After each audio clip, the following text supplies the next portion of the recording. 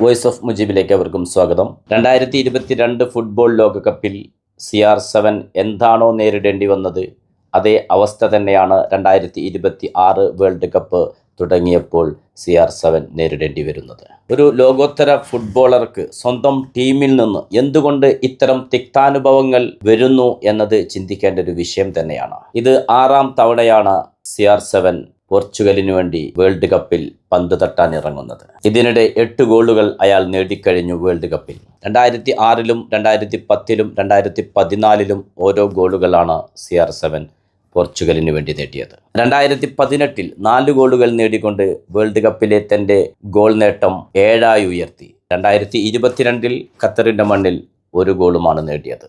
മെസ്സിയും നെയ്മറും CR7-ഉം എംബാപ്പയുമെല്ലാം അവരുടെ കളി മികവ് കൊണ്ട് തന്നെയാണ് ആരാധക വൃന്ദത്തെ സൃഷ്ടിച്ചെടുത്തത്. ഇവരുടെയെല്ലാം ആരാധകർ പരസ്പരം ഏറ്റുമുട്ടുന്നുണ്ടാവാം, പഴിചാരുന്നുണ്ടാവാം, പരിഹസിക്കുന്നുണ്ടാവാം. എന്നാൽ ആ പരിഹാസങ്ങളും ആ വിമർശനങ്ങളും കുറ്റപ്പെടുത്തലുകളുമെല്ലാം അത് ഫാൻസുകാർ പരസ്പരമുള്ള കാര്യമാണ്. അതൊരു സ്വാഭാവികം മാത്രം.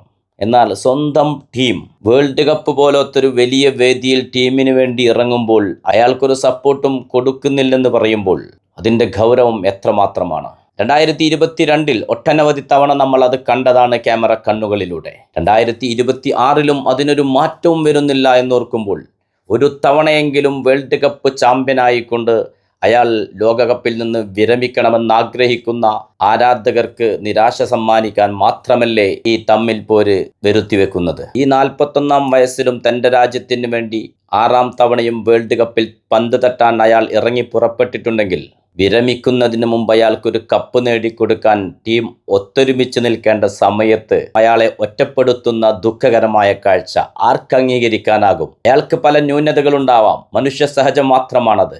പക്ഷേ അയാൾ പോർച്ചുഗലിന് വേണ്ടി നേടിയെടുത്തത് 143 ഗോളുകളാണ്. അതൊരു സുപ്രഭാതത്തിൽ വെറുതെ ഉണ്ടായതല്ല, അയാളുടെ കഴിവ് കൊണ്ട് അയാൾ നേടിയെടുത്തത് തന്നെയാണ്. അതിനെ മറികടക്കാൻ പോർച്ചുഗലിൻ്റെ മണ്ണിൽ നിന്ന് ഇന്ന് വരെ ആരും വന്നിട്ടുമില്ല, ആർക്കും അതിന് കഴിഞ്ഞിട്ടുമില്ല. അയാൾ നേടിയെടുക്കുന്ന ഹെഡർ ഗോളുകളുണ്ട്, അതിന് പ്രത്യേക ഒരു ചന്തമുണ്ട്.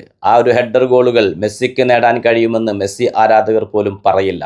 ഗോൾ വലയത്തെ തുളച്ചു കയറുന്ന ചില ബുള്ളറ്റ് ഷോട്ടുകളുണ്ട് അയാളുടെ മാന്ത്രിക കാലുകളിൽ നിന്ന് പിറക്കുന്നത് കണ്ടിട്ടുണ്ട്. ആ ഒരു കഴിവ് നെയ്മർക്കുണ്ടെന്ന് ബ്രസീലിയൻ ആരാധകർ പോലും പറയില്ല. പക്ഷേ എങ്കിൽ പോലും CR7 അദ്ദേഹത്തിൻ്റെതായ ചില ന്യൂനതകളുണ്ട്. പലപ്പോഴും സെൽഫിഷ് ആകുന്നത് കണ്ടിട്ടുണ്ട്. പക്ഷേ അതിനൊക്കെ പകരം വീട്ടാനുള്ള ഒരു വേദിയാണോ ഈ വേൾഡ് കപ്പ്? അതും സ്വന്തം രാജ്യത്തിന് വേണ്ടി. ഇതിന് പഴയൊരു ചൊല്ലുണ്ട് നമ്മുടെ നാട്ടിൽ, മോൻ മരിച്ചിട്ടാണെങ്കിലും മരുമോളുടെ കണ്ണീര് കണ്ടാൽ മതി എന്ന് പറയുന്ന അമ്മായിയമ്മ പോരെ. സ്വന്തം രാജ്യം തോറ്റാലും വേണ്ടില്ല CR7 ഗോളടിക്കരുത്. 2022-ലെയും 2026-ൽ കോങ്കോക്കെതിരെ നടന്ന മത്സരത്തിൽ നിന്നും സഹകളിക്കാരുടെ നയമെന്നാണ് നമുക്ക് മനസ്സിലാകുന്നത്.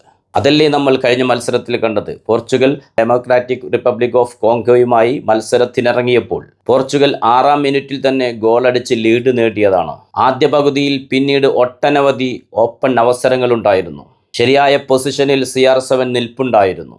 ഒരിക്കൽ പോലും അയാളുടെ കാലുകളിലേക്ക് പന്ത് നൽകാൻ സഹകളിക്കാർ തയ്യാറായില്ല. പിന്നെ എങ്ങനെയാണ് ആ ടീം ജയിക്കാൻ പോകുന്നത്? ആദ്യ പകുതിയുടെ ആഡ് ഓൺ ടൈമിൻ്റെ അവസാന നിമിഷത്തിലാണ് കോങ്കോ സമനില ഗോൾ നേടുന്നത്. അതുവരെ മുൻതൂക്കം പോർച്ചുഗലിന് തന്നെയായിരുന്നു. ആദ്യ പകുതി അവസാനിക്കുമ്പോൾ ഗോൾ നില 1-1. 2ാം പകുതിയിൽ കോങ്കോ അവരുടെ ശരിയായ കരുത്ത് കാണിച്ചു കൊടുത്തു പോർച്ചുഗലിന്. പോർച്ചുഗലിന്റെ ഗോൾ വലയം ലക്ഷ്യമാക്കി നിരന്തരം ആക്രമണങ്ങൾ അഴിച്ചുവിട്ടു കോങ്കോ താരങ്ങൾ. അതിനെ തടഞ്ഞു നിർത്താൻ പോർച്ചുഗൽ പ്രതിരോധം പലപ്പോഴും പാടുപെടുന്ന കാഴ്ച നമ്മൾ കണ്ടു. ഒരു കണക്കിന് പോർച്ചുഗൽ അവസാന നിമിഷത്തിൽ രക്ഷപ്പെട്ടു എന്ന് വേണം പറയാൻ. തുടക്കത്തിലെ പ്രകടനം വെച്ച് നോക്കിയാൽ ആരും കണ്ണടച്ചു പറയുമായിരുന്നു ആ മത്സരം 3-0 പോർച്ചുഗൽ ജയിക്കേണ്ട മത്സരമായിരുന്നെന്ന്. താരങ്ങളുടെ അനാവശ്യ തമ്മിൽ പോരുകൊണ്ട് മാത്രമാണ് പോർച്ചുഗലിന് സമനില വഴങ്ങേണ്ടി വന്നത്. മെസ്സിക്ക് വേണ്ടി എന്തും നേടിക്കൊടുക്കാൻ അർജന്റീനൻ കളിക്കാർ ഒന്നൊന്നായി മത്സരിച്ചു കൊണ്ടിരിക്കുമ്പോൾ പരിക്ക് പറ്റിയിട്ടും നെയ്മറിനെ സ്ക്വാഡിൽ ഉൾപ്പെടുത്തി. ഒരുപക്ഷെ ഇത് അയാളുടെ അവസാന വേൾഡ് കപ്പായിരിക്കാം. അതുകൊണ്ട് തന്നെ ആദ്യ മത്സരങ്ങൾ കളിക്കാൻ കഴിയില്ലെന്നറിഞ്ഞിട്ടും തങ്ങളുടെ സഹതാരത്തിന് വേണ്ടി വേൾഡ് കപ്പ് നേടിക്കൊടുക്കണമെന്ന ആഗ്രഹത്തോടെയാണ് വേൾഡ് കപ്പ് കളിക്കാൻ ബ്രസീൽ എത്തിയിട്ടുള്ളത്.